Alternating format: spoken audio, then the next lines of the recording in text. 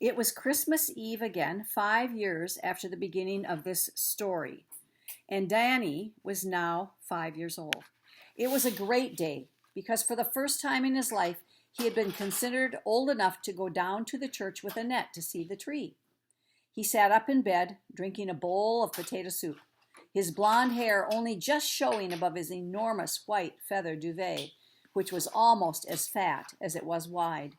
Annette sat beside him, and in her hand she held a shining gingerbread bear. "I'm sorry, Donnie," she said, "but you cannot have it in the bed with you. It would be all crumbs by the morning. Look, I will put him here on the cupboard, and the moon will shine in on him, and you will be able to see him." Danny opened his mouth to argue, but changed his mind and filled his mouth with potato soup instead. It was unfair of his sister to say he couldn't hug his bear all night, but, after all, there were lots of other things to be happy about. Danny was always happy from the moment he opened his eyes in the morning to the moment he closed them at night. Tonight he was especially happy because he had heard the bells and seen the glittering Christmas tree and been out in the snow by starlight. He handed his empty bowl to Annette and cuddled down under his feather duvet. "Do you think," he asked, "that Father Christmas would come if I put my slippers on the windowsill?" Annette looked rather startled and wondered where he had heard of such a thing, for in Switzerland, Father Christmas is not such a well-known person as he is in England. Swiss children have their Christmas bear from the tree on Christmas Eve and presents from their family on New Year's Day. On Christmas Day, they go to church and have a feast, but few children get a present. They said, went on Danny, that he came on a sleigh drawn by reindeer and left presents in good children's slippers. Am I good, Net?" "Yes," answered Annette, kissing him. "You are very good, child. But you will not get a present from Father Christmas. He only goes to rich little boys." "Aren't I rich?" asked Danny, who thought he had everything he wanted in life. "No," replied Annette firmly. "You are not. We are poor, and Papa has to work hard, and Grandmother and I have to go on and on patching your clothes because we cannot afford to buy new ones." Danny chuckled. "I don't mind being poor," he said firmly. "I like it. Now tell me a story, Net. Tell me about the Christmas and the little baby and the cows and the great big shining star." So Annette told the story, and Danny, who should have been asleep, listened with his eyes wide open. "I should have liked sleeping in the hay better than in the inn," he said when she had finished. "I should like to sleep with Paquette. I think it would be fun." Annette shook her head. "No, no, you wouldn't," she replied. "Not in the winter without a duvet. You would be very cold and unhappy and long for a warm bed. It was cruel of them to say there was no room for a new little baby. They could have made room somehow." The cuckoo clock on the stairs struck 9. Annette jumped up. "You must go to sleep, Danny," she said, "and I must make Papa's hot cocoa." She kissed him, tucked him in, and put out the light, and left him. But Danny did not go to sleep. Instead, he lay staring into the darkness, thinking hard. He was not a greedy little boy, but he could not help thinking that if Father Christmas happened to come to their house, it would be a great pity not to be ready. Of course, it was unlikely he would come, since Danny was only a poor child, but on the other hand, it was just possible that he might. And after all, it wouldn't hurt to put out the little slipper, even if there was nothing in it in the morning.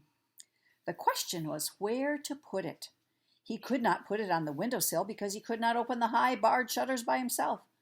Nor could he put it outside the front door because the family was all sitting in the front room.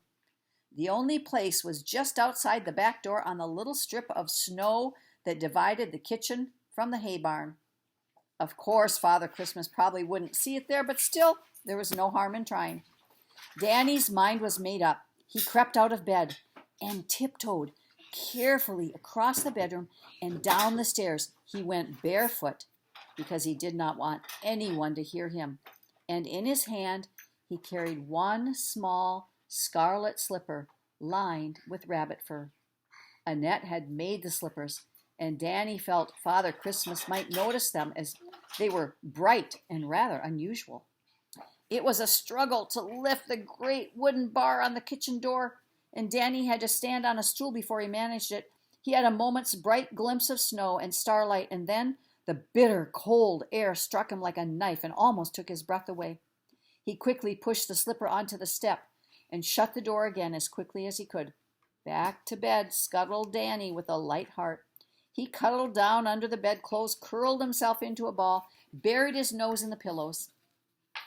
He'd already said his proper prayers with Annette before he got into bed, but now he had a little bit to add. "Please, dear God," he whispered, "make Father Christmas and his reindeer come this way, and make him see my red slipper, and make him put a little present inside, even if I am a poor boy." And then the bump that was Danny rolled over sideways and fell asleep to dream, like thousands of other children all over the world, of the old gentleman in the red cloak careening over the snow to the jangle of reindeer bells. He woke very early, because the children always wake early on Christmas morning, and of course the first thing he thought of was the scarlet slipper. It was such an exciting thought that his heart beat with great bumps, thump, thump, thump, and he peeped over the top of his duvet to see whether Annette was awake. But Annette was fast asleep, with her long fair hair spread all over the pillow, and for all Danny knew, it might still have been the middle of the night. In fact, he had almost decided that it must be the middle of the night when he heard his father clattering the milk churns in the kitchen below. So it must be Christmas morning, and Danny must get down quickly, or his father would open the door and find his present before he did. Somehow Danny was absolutely sure there would be a present, and all his doubts of the night before had vanished in his sleep. He crept out of the room without waking Annette and slipped into the kitchen where his father was cleaning out the churns. Father did not see Danny until he felt two arms clasping his legs and looked down. There was his son, rosy, bright-eyed, with his hair all scruffy, looking up at him. "Has Father Christmas been?" asked Danny. Surely his father, who stayed up so late and got up so early, must have heard the bells and the crunch of the hoofs in the snow. "Father Christmas?" repeated his father in a puzzled voice. "Why, no, he didn't come here. We live too far up the mountain for him." But Danny shook his head. "We don't," he said eagerly. "His reindeer can go anywhere, and I expect you were asleep and didn't hear him. Open the door for me, Papa, in case he left me a present." His father wished he had known of this earlier so he could have put a chocolate stick on the step, for he hated to disappoint his little boy.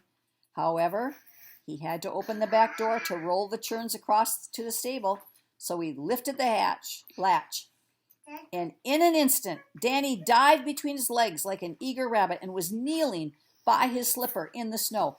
Then he gave a wild, high-pitched scream of excitement and dived back again into the kitchen with his slipper in his arms. A miracle had happened. Father Christmas had been and left a present, and in all his happy 5 years of life, Danny had never had such a perfect present before. For curled up in the furry lining of his scarlet slipper was a tiny white kitten with blue eyes and one black smudge on her nose. It was a weak, thin little kitten, very nearly dead with cold and hunger, for if it had not been for the warmth of the rabbit fur, it would certainly have been quite dead. But it still breathed lightly, and Danny's father, forgetting all about the churns, knelt down on the kitchen floor beside his son and set about making it better. First he wrapped it in a piece of warm flannel and laid it against the hot wall of the stove. Then they heated milk in a pan and fed it with a spoon, as it was far too weak to suck. At first it only sputtered and dribbled, but after a while it put out a soft pink tongue and its dim blue eyes grew bright and interested. Then, after about 5 minutes or so, it twitched its tail and stretched itself. Finally, having had quite enough to eat, it curled itself back into a ball and set up a faint, contented purr.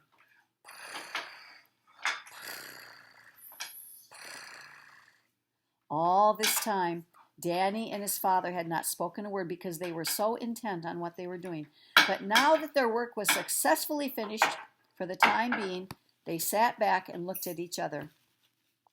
Danny's cheeks were the color of poppies, and his eyes shone like stars.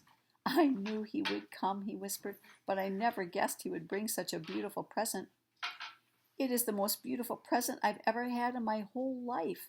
What shall I call it, Papa? You had better call it Claus, after the Christmas saint, said Papa. It certainly seemed like a miracle.